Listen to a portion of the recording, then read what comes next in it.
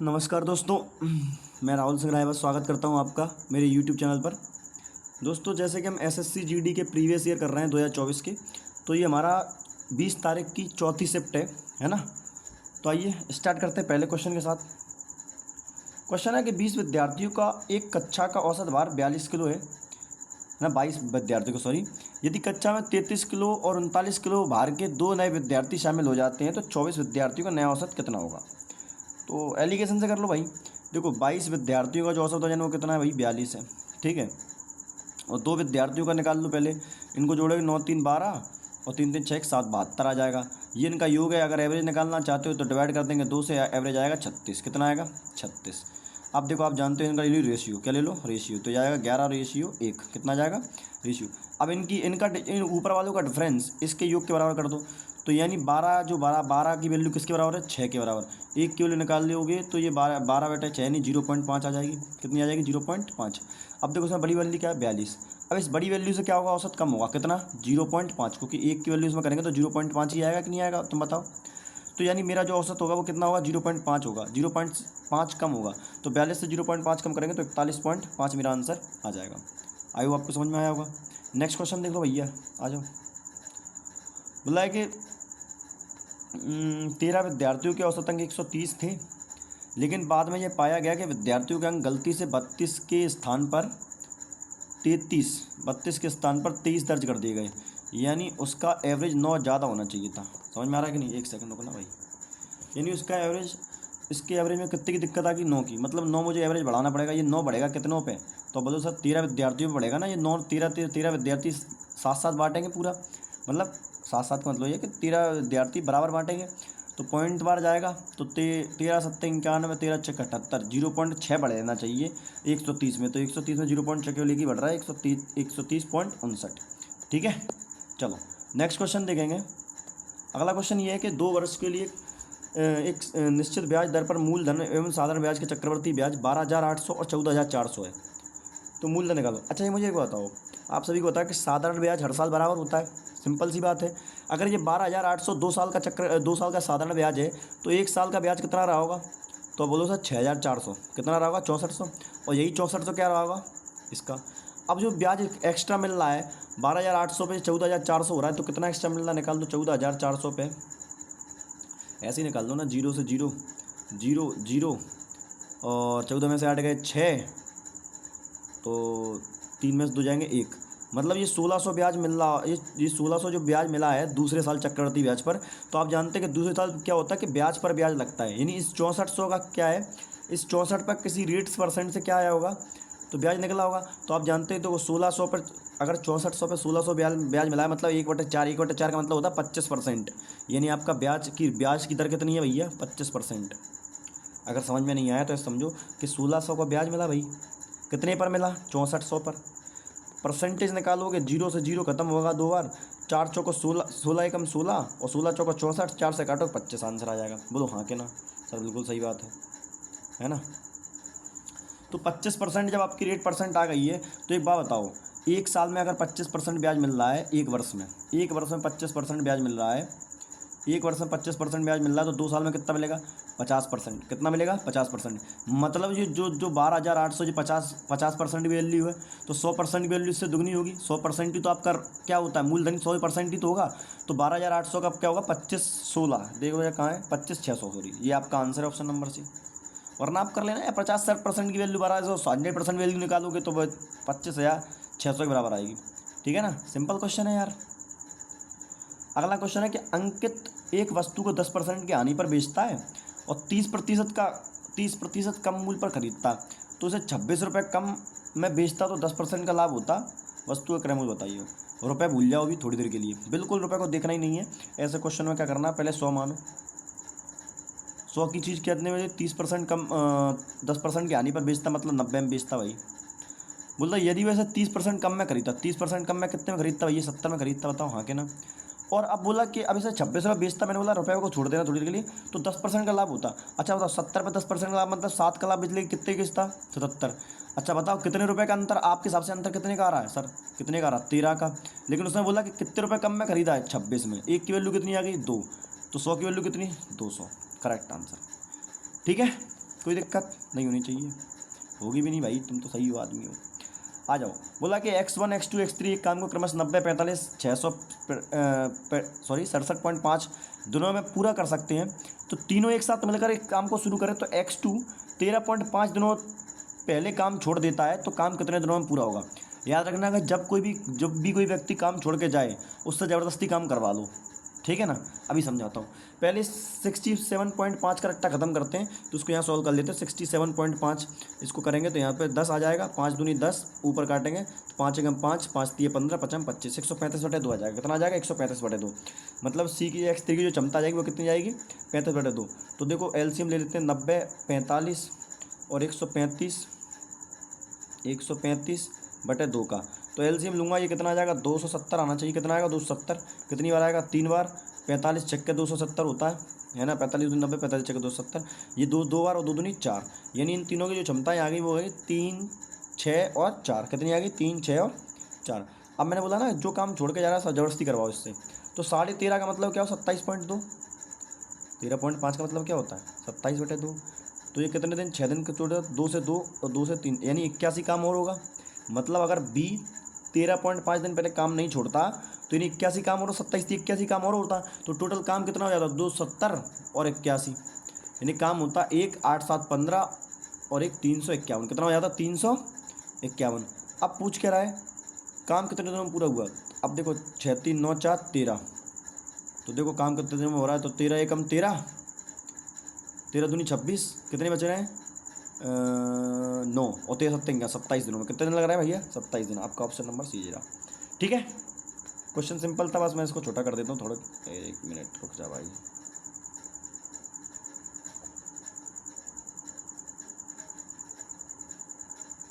ताकि आपको थोड़ा सा समझ में आ जाए। ये दा, ठीक है, सॉल्यूशन यहाँ मिल जाएगा। ठीक है, अच्छा नेक्स्ट क्वेश्चन देखो। ऐसे सिंपल क्वेश्चन है, देखो इधर इसको काटेंगे 204 आ जाएगा। 204 क्योंकि सॉरी 204 नहीं आएगा, 4 पंचे 20 और 4 चौका 16, 504 आ जाएगा। ठीक है, प्लस इसको कर देंगे 3 दूनी 6, तो 6 दूनी 12, 36 18, 192 ये आ जाएगा। माइनस 36 18 और 3 दूनी 6 78 माइनस कर दो। तो देखो 4 2 6 9 और 696, 78 करेंगे तो 16 8 8 में 7 गया 1, 18 आ रहा है किसी क्लास में 618। एक मेरा आंसर आ गया, हटाओ, है ना। छोटा कर दो इसको भाई, छोटा कर लेते हैं। देखो 192 ये देना, 192। ठीक है, चलो नेक्स्ट क्वेश्चन देखेंगे भाई। एक निश्चित धनराशि साधारण ब्याज की 10% वर्षों में स्वयं की 7 गुनी हो जाती है। 20 वर्षों में साधारण ब्याज दर पर स्वयं की कितने गुना हो जाएगी? देखो एक बात को समझो, 10 वर्षों में स्वयं की 7 गुना हो रही, मतलब 6 ब्याज मिलने में उसको कितना टाइम लग गया? 10 साल। भैया 7 गुनी होने का मतलब क्या था कि एक राशि थी 7 गुनी होगी, तो ब्याज कितना मिला होगा सर? 6 ब्याज मिला होगा। वो तो हाँ के ना सर, बिल्कुल सही बात है, गलत कह रहा हूँ क्या? अब सर नहीं, तो मतलब 6 साल 10 सालों में 6 ब्याज मिला, तो 20 वर्षों में कितना मिलेगा? 12, यानी 12 ब्याज मिलेगा। ध्यान रखना, 12 जब ब्याज मिलेगा तो और राशि एक थी तो 13 गुनी हो जाएगी। कितनी हो जाएगी? 13 गुनी। तो ऑप्शन कितना होगा भैया? 13 गुना होगा। भावनाओं में बह के 12 आंसर मत लगा देना, ध्यान रखना। ठीक है, बोला गया एक आदमी 35 रुपये में आम खरीदता है, 1 रुपये में 35 आम खरीदता है। 1 रुपये में कितने आम बेचने पर से 30% की हानि होगी? ऑप्शन से चले जाओ तो ज़्यादा अच्छा है मेरे हिसाब से, है ना। अब सुनो एक बात बताओ, अगर वो 1 रुपये में 50 आम बेचे, सोचना जरा, 35 खरीद के लाया, 50 बेच रहा है, तो 5 सत्ते 35 और 5 दम 50, यानी एक बार में उसे कितने का लॉस हो रहा है? 3 आम का। कितने पर? 110 पे। और परसेंट निकालने के लिए 100 से मल्टीप्लाई तो करेंगे 10 से 30%। ऑप्शन सेटिस्फाई कर दिया, मेरा ऑप्शन नंबर ए आ गया। ठीक है, चलो नेक्स्ट। अरे यार नेक्स्ट क्वेश्चन पे आ जाओ भैया। देखा एक बस अपने निर्धारित समय से 60 मिनट की देरी से रवाना होती है, लेकिन 300 किलोमीटर की दूरी स्थित गंतव्य स्थान तक पहुंचने के लिए उसकी सामान्य चाल में 10 किलोमीटर की वृद्धि कर दी जाती है, तो बस की सामान्य चाल कितनी होगी? ऑप्शन से कर लो, बहुत सिंपल क्वेश्चन है, ऑप्शन से जल्दी हो जाएगा, है ना। कैसे? देखो मुझे पता है कि 60 से मैं जाता तो 5 घंटे लगते, 5 घंटे लगते, और 1 घंटा मैं बर्बाद कर चुका हूँ, मतलब मुझे 4 घंटे में कवर करना पड़ेगा और 10 किलोमीटर बढ़ाना पड़ेगा स्पीड को, इस 70 हो जाएगा। वही 70 तो 300 से कटेगा ही नहीं ना पूरा पूरा, तो मतलब ये इसको मैं बाद में लूँगा सबसे लास्ट में। 40 को देखूँगा, 40 से भी 30 नहीं कटेगा तो मैं इसको भी बाद में देखूँगा भाई। 50 से चेक करूँ तो 50 से पहले कितने घंटे लगते भाई, 6 घंटे लगते 50 से, लगते कि नहीं लगते। लेकिन अब क्या हुआ, 1 घंटा बर्बाद कर चुका है, मतलब उसके पास घंटे कितने बच रहे हैं 5, और उसने स्पीड कितनी बढ़ाई है 10 बढ़ाई है, तो 50 से स्पीड कितनी हो गई 10। अब बताओ 60 से कितने घंटे लगेंगे सर, 60 से 5 घंटे ही लग रहे हैं। ऑप्शन मेरा सेटिस्फाई कर गया, ऑप्शन नंबर ए जो है आपका करेक्ट आंसर। समझ में आया कि नहीं आया? ऑप्शन से चले जाओ, ज़्यादा अच्छा है। ऑप्शन से भी खेलने की कला आपके अंदर होनी चाहिए दोस्त, है ना। 443 सॉरी, माइनस करेंगे 1 1 3 सॉरी 13 पंचा 65, 565 आएगा। 13 पंचा से 565, 443 और 565, लास्ट में 2 माइनस में आंसर आ जाएगा 2 आएगा लास्ट में, एक ही ऑप्शन है 122 करेक्ट है। पूरा क्यों करना है यार पूरा। अगला बोला 3 व्यक्तियों की वर्तमान आयु का अनुपात 3 5 7 है और 6 वर्षों बाद उनकी आयु 87 थी, तो उनकी वर्तमान आयु ज्ञात कीजिए। देखो पहले तो ऑप्शन से जाओ, क्योंकि अगर रेशियो ये है, रेशियो कभी चेंज थोड़ी ना हो सकता है आयु का। मतलब देखो इनका रेशियो क्या आ रहा है, 3 से काटेंगे 3 6 18, 3 10 और 12 और काट दूंगा तो 3 से कट ही नहीं रहा, ये मेरा रेशियो बन ही नहीं रहा, हटाओ। 7 3 21, 7 5 35, 7 7 49, ये मेरा आंसर हो सकता है भाई, इसको चेक कर सकते हैं अपन। और चेक कर लो 9 30 27, 9 5 45, 9 63, ओ माय गॉड 2 ऑप्शन मिल गए। अब कुछ नहीं करना, अब तो आपको सॉल्व ही करना पड़ेगा। अब देखो बोला गया कि 3 5 7 रेशियो था, 6 वर्ष बाद, 6 वर्ष पहले उनकी आयु कितनी थी 87 थी। अच्छा बताओ ये जो रेशियो दिया है ये वर्तमान आयु का है, तो क्यों ना इसको ही वर्तमान तक ले आए, ये तो 6 साल पहले की है। अच्छा मुझे बताओ कि आज 3 लोगों की 6 साल पहले उम्र ये थी, तो 6 साल बाद बेटा प्रत्येक व्यक्ति की 6 साल उम्र बढ़ेगी कि नहीं बढ़ेगी, तुम बताओ। हर व्यक्ति की उम्र 6 साल बढ़ेगी कि नहीं बढ़ेगी सर, सही बात है। तो टोटल कितनी उम्र बढ़ेगी 18 भैया, इसकी भी 6 साल बढ़ेगी, इसकी भी 6 साल बढ़ेगी, इसकी भी 6 साल बढ़ेगी, तो टोटल 87 में कितनी बढ़ जाएगी 18 बढ़ जाएगी। 87 में 18 जोड़ोगे 105 आएगा, कितना आएगा 105, यानी जिनकी वर्तमान आयु का योग आ गया। और वैसे का हमारे हिसाब से कितना दिया 3 5 3 8 7 15, 15 की वैल्यू 105, 15 7 105, 15 8 120, यानी एक की वैल्यू आ गई 7, कितनी आ गई 7। वर्तमान आयु पूछी निकाल दो 21 35 और 49, ऑप्शन नंबर बी जो है करेक्ट आंसर है। ठीक है चलो नेक्स्ट क्वेश्चन देखो भैया, मतलब पृथ्वी के पास नाशपाती 10/13 के अनुपात में है, सेलिन के पास 7/9 के अनुपात में है, और विक्रम के पास 5:7 के अनुपात में किसके पास नाशपाती और आड़ू का अधिक अनुपात है। जब भी ऐसा क्वेश्चन आए कुछ मत करना, 10/13 लिखो, 7/9 लिखो और 5/7 लिखो, तीनों का रेशियो दो दो करके कंपेरिजन करो। पहले इन दोनों कंपेरिजन करो, कंपेरिजन कैसे करना है, क्रॉस मल्टीप्लिकेशन। 9 दम 90, 13 7 91, तो 13 7 91 ये वाला बड़ा हो रहा है, तो इसको छोड़ दो, तो इसकी कोई गिनती नहीं, बड़ा वाला पूछा है आपसे, कोई दिक्कत ही नहीं। अब इन दोनों करो 7 7 49 और 9 5 45, तो 49 जी ज़्यादा बड़ा हो रहा है, यानी 7/9 वाला रेशियो जो है सबसे बड़ा है। 7/9 किसके पास है, तो ये आपके सेलिन के पास है। ऑप्शन नंबर क्या हो गया आपका सी, करेक्ट आंसर हो गया। ठीक है इस क्वेश्चन को करने की जरूरत नहीं, मेरा आंसर 5 ही रहेगा। कितना रहेगा 5, कितना रहेगा दोस्त 5। अब वो सर क्यों, अच्छा मुझे बताओ, जब भी किसी नंबर को 10 से डिवाइड किया जाता है तो रिमाइंडर जो रिमाइंडर वो क्या होता है, रिमाइंडर जो होता है वो हमेशा उसका 1 से डिजिट होता है। जैसे अगर मैं 12 को 10 से डिवाइड करूँगा 2 शेष फल, 13 करूँगा 3, 14 से करूँगा 4, 5 15 से करूँगा 5, मतलब जितना 1 से डिजिट होगा किसी नंबर को उतना ही शेष फल बचेगा। अब जैसे ये 35 है तो 35 का 1 से डिजिट कितना है 5 है, इसकी चाहे कितनी ही पावर कर लो आप तो भी यूनिट डिजिट कितना रहेगा 5 ही रहेगा, तो आंसर भी कितना रहेगा 5। सॉल्व करने की जरूरत ही नहीं थी इस क्वेश्चन को, थोड़ी सी बुद्धि लगा लेते अगर हम, है ना। चलो अगला क्वेश्चन, यदि किसी ड्रेस का मूल्य 800 रुपये है, 720 में बोला गया, तो 80 का प्रॉफिट, सॉरी 80 का डिस्काउंट कितने पर, 800 10%। ऑप्शन बिल्कुल करेक्ट हुई थी क्या। आगे देखो, एक गोले की त्रिज्या कितनी है 7.5 है, 3.5 है। गोले का वक्र पृष्ठ क्षेत्रफल, फॉर्मूला लगा दो, फॉर्मूला क्या होता है 4/3 3 पाई आर स्क्वायर होता है, 3 पाई आर स्क्वायर होता है ना शायद, हाँ। अब देखो, अच्छा कुल पृष्ठ क्षेत्रफल पूछा ना, तो ये होता है 4 पाई आर स्क्वायर, क्या होता है 4 पाई आर स्क्वायर, क्या होता है 4 पाई आर स्क्वायर। लेकिन मैं फॉर्मूला लगाऊंगा नहीं, एक बात को समझो रहा, इसमें ये पाई आर स्क्वायर 3.5 2 बार आएगा, तो 22/7 एक साथ तो कट जाएगा, लेकिन एक साथ मेरे पास फिर भी बच जाएगा। देख लो 7 का मल्टीपल क्या है 196, 7 एकम 7 दूनी 14, 5 और 7 8 56, ये 7 का मल्टीपल, ये मेरा आंसर हो सकता है। 7 एकम 7, कितने बचेंगे 58, ये मेरा आंसर नहीं होगा। 7 एकम 7, ये मेरा आंसर हो सकता है दोस्त। अब देखो 7 दूनी 14, 7 दूनी 14, कितने बचेंगे 36, ये मेरा आंसर नहीं हो सकता। ऑप्शन सी और ऑप्शन बी, ऑप्शन ए और बी मेरा आंसर हो सकता है। फिर उसके बाद मैं देखूंगा कि भैया पाई में 11 भी या 22 भी आता है, और 22 मतलब 11 का मल्टीपल, तो 11 का मल्टीपल चेक करो, 6 1 7 9, ये 11 का मल्टीपल नहीं है। ऑप्शन नंबर जो है डी मेरा आंसर होगा। खत्म सवाल। चलो आगे देखो। उसके बाद लिखा है 20 माइनस 8 कितना होता है 12, 12 में से 48 में 12 का 36 बचे, 36 और जो 4 12, 3 आंसर। भाई 36 का 12 में डिवाइड देंगे कितना का 3 आंसर आ जाएगा। नेक्स्ट क्वेश्चन देखो, मतलब पहले सवाल अच्छे अच्छे दे दिए, बाद में सवाल बिल्कुल लल्लू पुच्चू दे दिए, है ना। देखो 125 दिनों में कर सकता है सोनू, ठीक है भैया 125 दिनों में। वो बोला मोनू अकेले 250 दिनों में कर सकता है। मोनू कर सकता है भाई 250 दिनों में, दो ही लोग हैं ना, काम मांग लिया 250, एक की क्षमता आ गई, काम 250 मान लो, क्या दिक्कत है यार, लिखने की जरूरत नहीं है यार, इतना मत लिखा करो। 2 और 1, ठीक है। अब बोल रहा है कि मोनू काम शुरू करता है, दूसरा वाला मोनू 75 दिनों में कितना काम कर लेगा, तो 100 बताओ 75 ही तो कर पाएगा, तो 75 घटाएंगे कितना बचेगा 175, कितना बचा 175। अब बाकी काम कौन करेगा, सोनू। सोनू की क्षमता 2 3 87, मेरा आंसर है कि नहीं भाई, गलत बोलूँ तो बता देना। बोला कि एक वस्तु का अंकित मूल्य 11,800 है, इतने इतने बेच दिया है, वस्तु पे छूट प्रतिशत निकालो। 4 से उड़ाते जाओ, पहले रेशियो बना लो।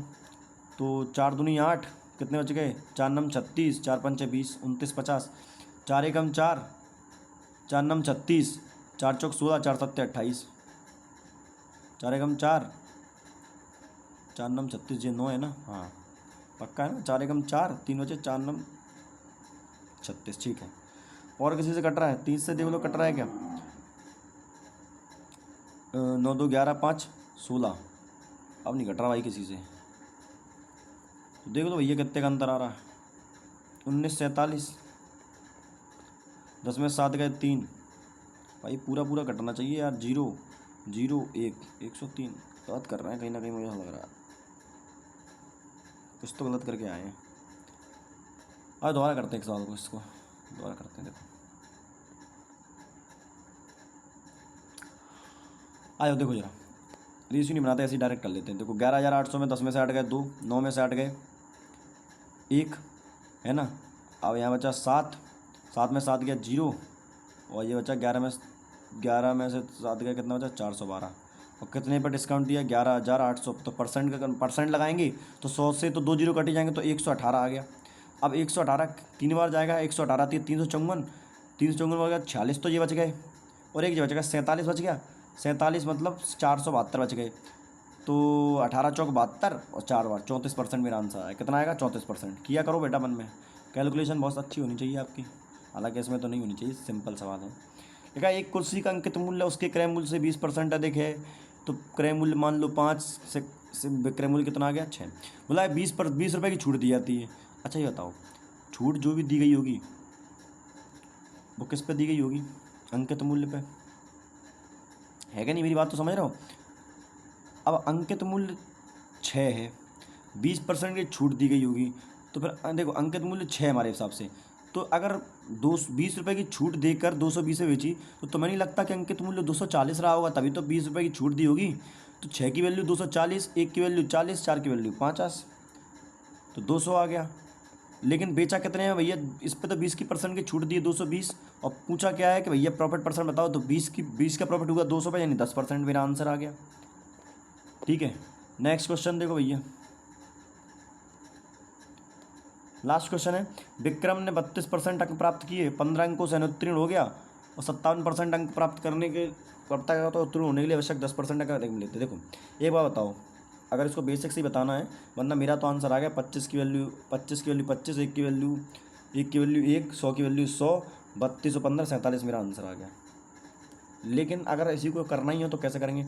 अच्छा बताओ, 32% अंक मैंने प्राप्त किए किसी पेपर में, और 15% अंक से अनुत्तीर्ण हो गया, तो मतलब अगर मेरे को 15 अंक और मिल जाते तो मैं पास हो जाता, सही बात है। अच्छा अगर मैं बोलूँ मुझे 57% अंक मिले और उत्तीर्ण होने से ज़्यादा अंक ज़्यादा मिलेगा, 10 अंक ज़्यादा, तो यानी अगर 57% अंक मुझे मिले और मैं 10% इसमें से घटा दूँ तो ये पासिंग मार्क्स पासिंग मार्क्स आ जाएंगे। भैया देखो ये भी पासिंग मार्क्स हैं, ये भी पासिंग मार्क्स हैं, दोनों बराबर हो गए। 32 को उधर भेजेंगे तो कितना आएगा, 25%। ये माइनस का दर्जा क्या होगा, 25 के बराबर। तो नहीं 1% की वैल्यू कितनी आ जाएगी, 1। 100% की वैल्यू 100। तो मेरा पेपर कितने का हो गया, 100 नंबर का, अगर पूछ लेता तो। लेकिन पूछा क्या है, परीक्षा में उत्तीर्ण होने के लिए कितने अंक चाहिए। परीक्षा में उत्तीर्ण होने के लिए पहले तो 32% यानी 32 अंक तो ये चाहिए, प्लस 15 से फेल हो रहा था तो 15 और देने पड़ेंगे, 47 नंबर इसको देने पड़ेंगे, यानी ऑप्शन नंबर डी जो है करेक्ट आंसर आपका हो जाएगा। आई होप आप सभी को क्लास थोड़ी सी अच्छी लगी हो, थोड़ी सी नहीं और भी अच्छी लगी हो, है ना। अगर कहीं भी आपको दिक्कत लगती है कि यहाँ कोई कमी है तो प्लीज़ आप बताएं, हम आपकी बातों पर ज़रूर विचार करेंगे। धन्यवाद।